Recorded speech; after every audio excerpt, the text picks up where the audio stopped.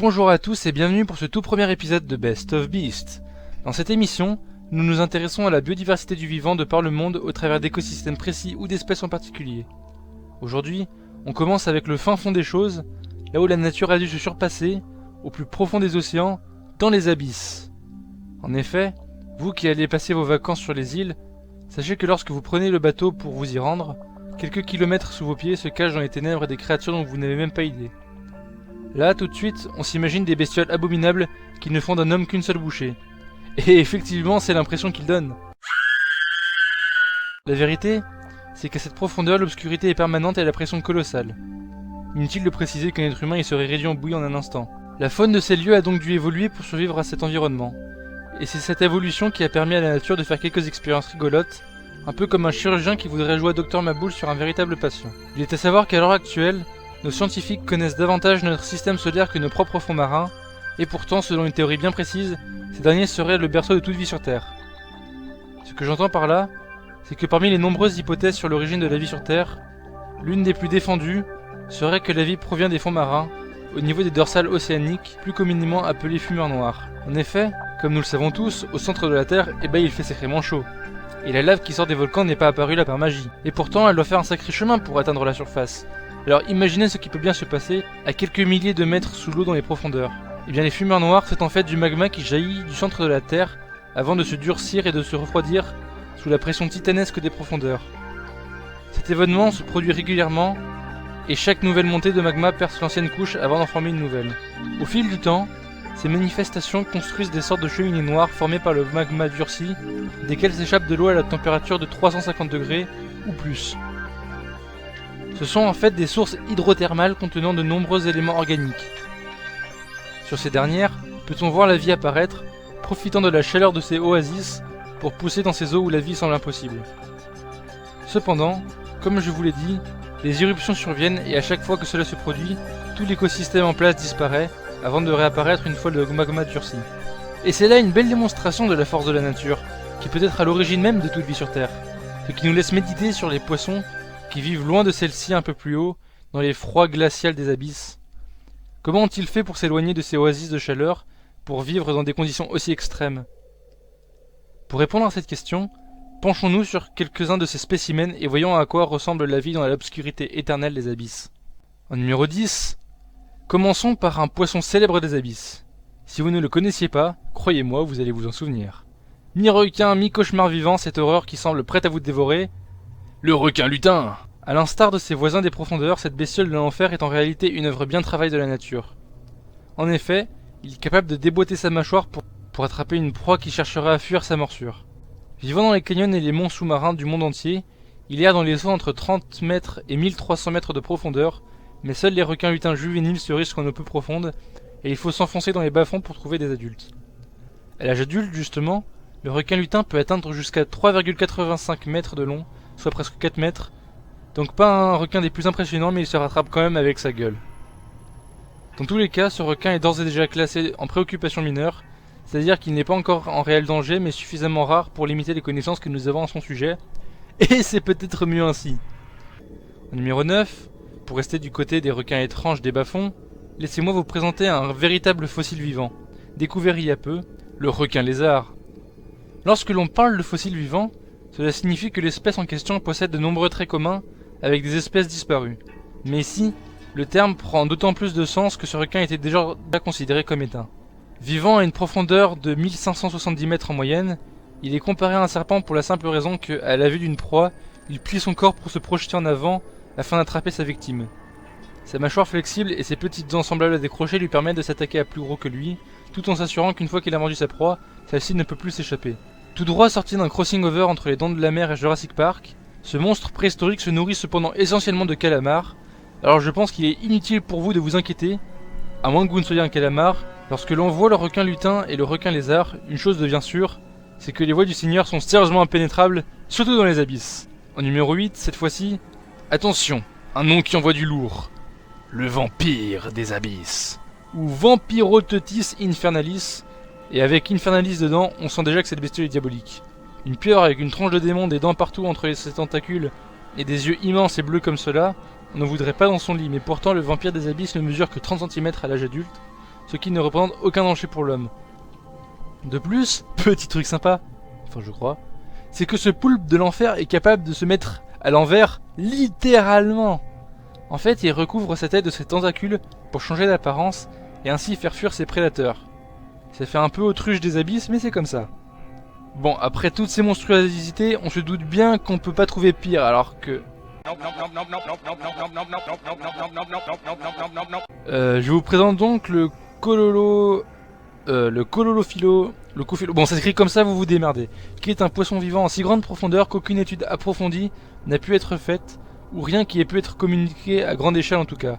Si bien qu'il ne possède pas de nom commun fixe, certains l'appellent Erifish, car en effet, nous avons là un poisson poilu, un poisson, un vrai, un qui a du poil au torse et tout, t'as vu? Peu de choses peuvent être dites de plus sur cette horreur, car on ne trouve que peu, voire pas d'informations précises à son sujet. Cependant, je suis quand même tombé sur un site scientifique anglais qui prétendait que certains des longs filaments du poisson que vous voyez sortiraient tout droit de leur anus. Et j'aimerais vraiment savoir quel genre de recherche ces gens font pour n'avoir que ce genre d'informations. En numéro 6, bon là je sens que votre petit cœur en a un peu marre des créatures de cauchemar, alors je vous propose de nous tourner un peu vers une créature ô combien plus raffinée, le blobfish. Oh, you touch my tra-la-la. My ding-ding-dong.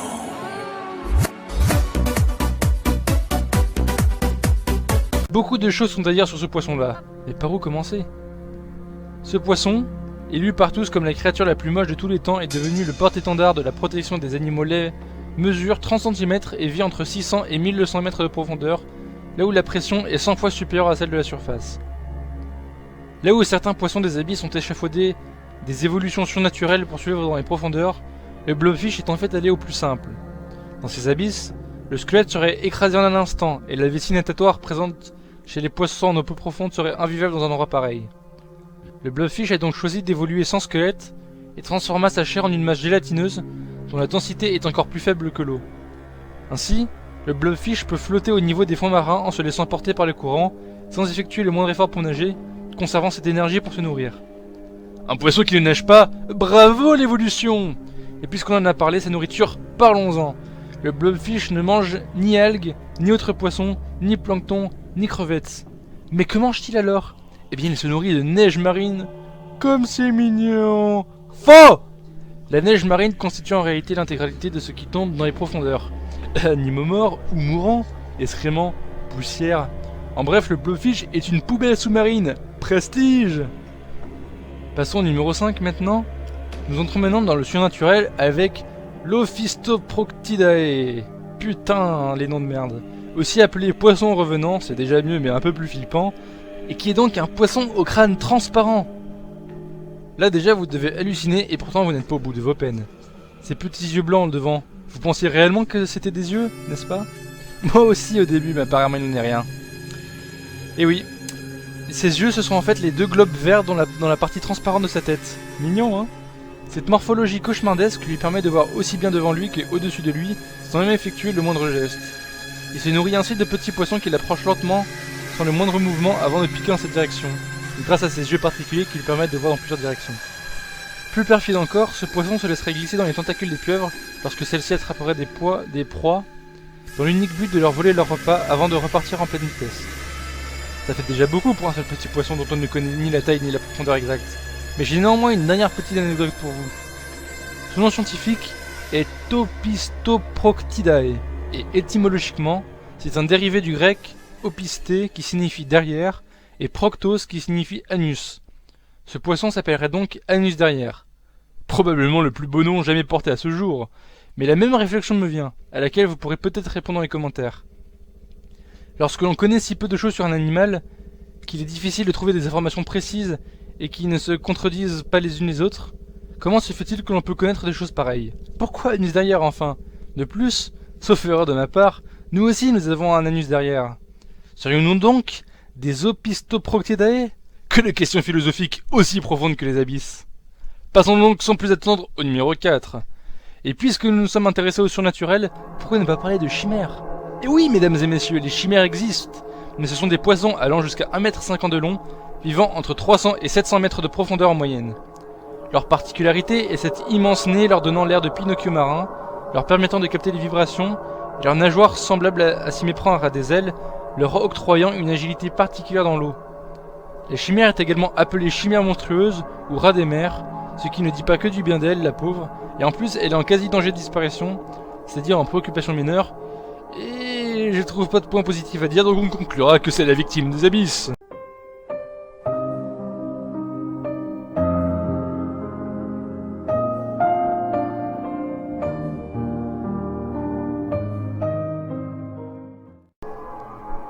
En numéro 3 maintenant, puisque nous avons été quelque peu concis sur la chimère, rattrapons-nous avec les lophiformes, plus connus sous le nom de poissons pêcheurs. Gueule horrible mais prédateurs de génie, ces poissons d'Halloween tiennent leur nom du fait qu'ils possèdent une sorte de tige telle une canne à pêche au-dessus de leur crâne, au bout duquel se trouve un leurre qu'ils utilisent pour attirer leur proie dans leur gueule. Ça ne vous dit rien? Et si je vous dis Nemo? Exactement, c'est la bestiole que l'on peut voir dans le film de Nemo. Ah là j'ai votre attention hein. Mais attendez donc, outre ce stratagème incroyable, vous n'êtes pas au bout de vos peines. En effet, si la femelle est telle que nous l'avons décrite, le mâle est en vérité plus petit et ne possède pas de leurre. Cette espèce étant taillée davantage pour l'embuscade que pour la traque, les mâles ne peuvent pas facilement survivre seuls. Et c'est pourquoi ils doivent chercher une femelle dès leur plus jeune âge pour s'accoupler avec elle. Et c'est là que les choses se pimentent. Nous savons tous que les araignées et les menthes religieuses ont tendance à dévorer leur mâle après s'être reproduits, n'est-ce pas? Et ça vous fait froid dans le dos? Petite nature, les poissons pêcheurs ils font bien pire que ça. Quand le mâle trouve la femelle, il mord dans sa chair pour s'accrocher à elle, et c'est tout. Ensuite, petit à petit, il va se ratatiner, jusqu'à être absorbé en partie par la femelle, si bien que seuls ses testicules resteront visibles. Ainsi, la femelle peut dès lors effectuer la reproduction quand bon lui semble. Ayons tous une pensée pour tous ces poissons pêcheurs mâles, véritables gentlemen, qui sont littéralement donnés intégralement à leur femelle, et leurs femelles, qui au final, auront les boules. Merci Paris. En numéro 2, bon, on a quoi maintenant? Platinum géant, c'est quoi ça? Oh putain! No, God! No, God, please, no! No! No! No! C'est quoi ce truc? Mais pourquoi je dois parler de cette horreur sérieusement? Regardez ça, c'est horrible! Et le pire, c'est qu'il n'y a rien de positif. Cette monstruosité est horrible dans tous ses aspects. Vous ne le croyez pas? Très bien. Cette abomination peut faire 50 cm pour 1,7 kg. Je continue? Ok, ces mâchoires sont constituées de 4, je dis bien 4 paires de mandibules faites pour bouffer tout ce qui bouge. Ah oui tiens, si vous êtes en train de manger, je pense que vous aurez compris que ce n'était pas une bonne idée.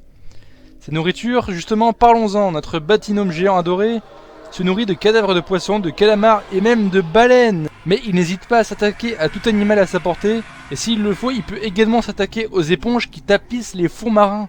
Cette horreur bouffe tout. Si elle te voit, elle te bouffera avant de bouffer ton âme, avant de bouffer ton chat. Bon d'accord, je m'excite un peu trop pour ça, mais le pire, c'est que ça se mange. Il a été longtemps question d'exploiter le batinome géant à des fins commerciales. Ça se cuisine ce truc, ça se mange. En bref, nous avons trouvé le roi de l'horreur, la bestiole la plus abominable de tous les temps qui ferait passer une araignée pour un enfant de cœur, et on le mange. Vive la logique! Tout comme on mange des migales, des testicules de taureau, des intestins, des escargots, des champignons, oui pour moi c'est la même chose! Pour en revenir à notre petit copain, rassurez-vous, il faudra aller entre 174 mètres et 2140 mètres de profondeur pour en trouver. Mais quand même, n'oubliez pas de regarder sous votre lit avant de dormir. Il est peut-être là. En numéro 1 maintenant, pour finir, parce que si je devais tous vous les présenter, on n'en finirait pas. La plus grande gueule des abysses qui pourtant a un corps tout petit et tout fin, le croisement entre un serpent et un piège à ours grandeur nature, le grand gousier.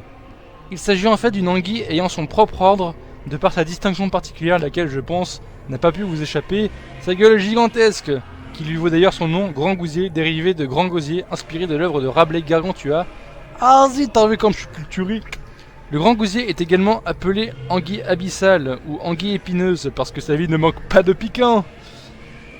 Oui, promis, après l'épisode, je me colle une baffe. Mesurant donc jusqu'à 2 mètres, ces horreurs des bas-fonds peuvent avaler des proies bien plus grosses qu'elles grâce à leur énorme mâchoire.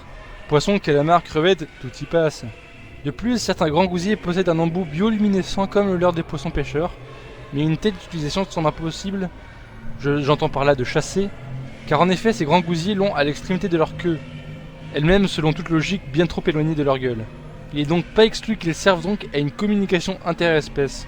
Mais rien n'est sûr avec certitude car lorsqu'elles sont repêchées, ces créatures meurent avant même d'atteindre la surface.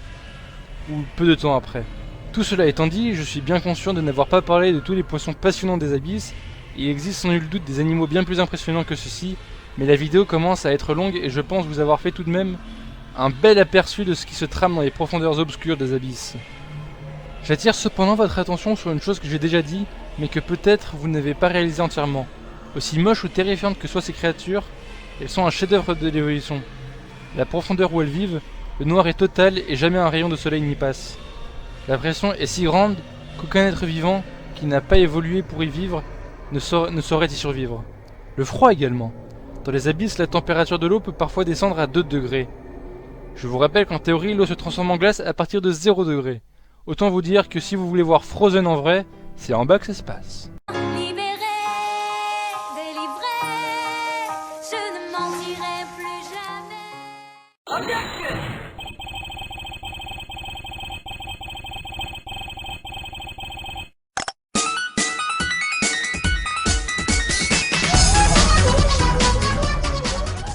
Dans les profondeurs allant jusqu'à 4000 mètres, c'est-à-dire bien plus profondément que tout ce que l'on a vu jusque-là, vit ceci, le Grimpotetis. Soyons honnêtes, ceci est un Pokémon, c'est tout. Bon, si vous en récupérez un à la surface, il sera un peu moins mignon, mais quand même.